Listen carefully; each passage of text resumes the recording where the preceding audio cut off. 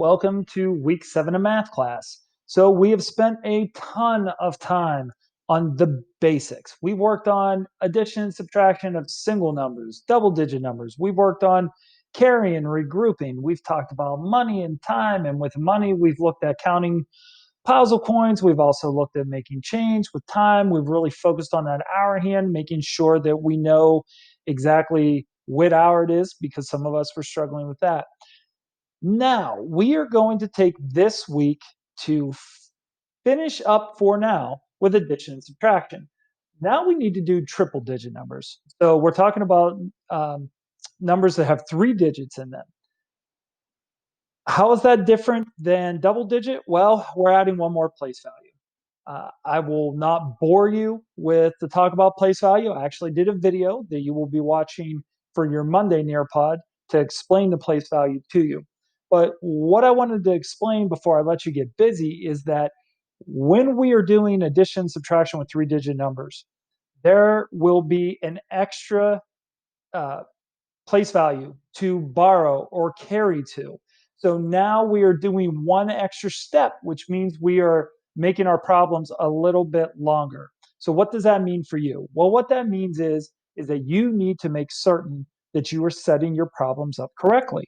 Please make sure when you're doing an addition problem, you put your dots or your marks at the top numbers. You also put them at the bottom numbers. Again, you have an extra column to deal with, so you have an extra set of dots or marks to make.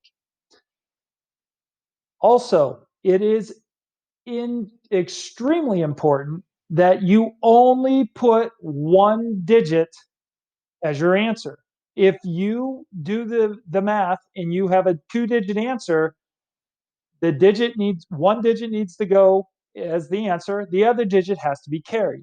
Again, watch the videos in Monday's lesson, Tuesday's lesson as well, and it will explain to you how to do that for both addition and subtraction.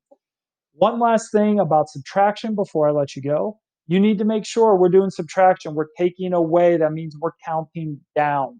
That is extremely important. If you do not count down, two things are going to happen. Number one, it's going to be wrong. Number two, you're not going to be able to borrow. You're actually going to carry, and then you're going to be wrong again. That takes us back to our first problem. So please make sure you are counting down. To do that, the largest number has to be on the top. So if you do not have, when you're looking at your ones column, for example, if you have a 4 and you have a 7, that's a problem because the bigger number needs to be on top. So that's where borrowing comes into play. We go over to our tens column, we borrow, we bring it back over to the ones, we change our number, and then we see if we can do the math. Please take the time to watch the videos. On Monday and Tuesday, there are a few. I think there's at least 3 for each day because it's showing you an important step or important steps to make sure that you can do the problem correctly. Once you get to Wednesday, you'll do some practicing. Thursday and Friday, you're actually going to be borrowing and carrying from 2 place values. That's very, very different than what we've done before. We've never done anything like that. So please pay attention to those videos. If you need any help whatsoever throughout the week, please raise your hand if you're in class, or you can use the chat. And that way we will set up a Zoom because most likely we're going to need to see it instead of just chat back and forth. So either way you do it, please take your time, watch the videos, put into practice. I will be checking your Nearpods for your work, so please make sure you're putting in the effort on those slides. Like I said, anything else, please let me know. Good luck this week.